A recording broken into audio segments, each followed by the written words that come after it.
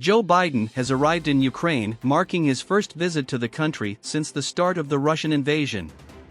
The trip will come as a surprise to many as the U.S. president has been due to visit Poland, and last week the White House said he had no intention of crossing the border to neighboring Ukraine.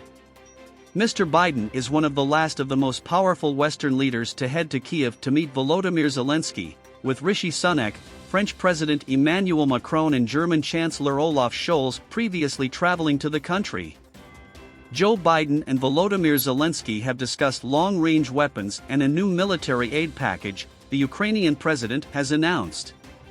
Speaking after the pair held talks, Mr. Zelenskyy said the military support will be worth $500 million, and more details will be announced on Tuesday.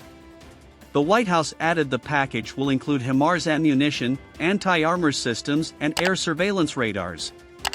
Additional sanctions will also be placed on Russia and companies that are trying to evade or backfill Russia's war machine. Over the last year, the United States has built a coalition of nations from the Atlantic to the Pacific to help defend Ukraine with unprecedented military, economic, and humanitarian support, and that support will endure, a statement from Mr. Biden said. The U.S. president reaffirms his country's support for Ukraine. America stands with you, and the world stands with you.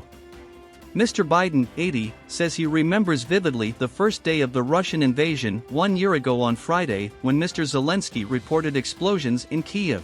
1 year later, Kyiv stands and Ukraine stands, democracy stands.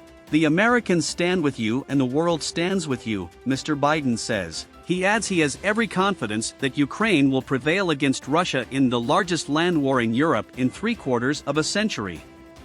Mr. Biden says Vladimir Putin's aim to wipe Ukraine off the map is failing, and adds that tens of thousands of Russians have fled the country because they see no future in it.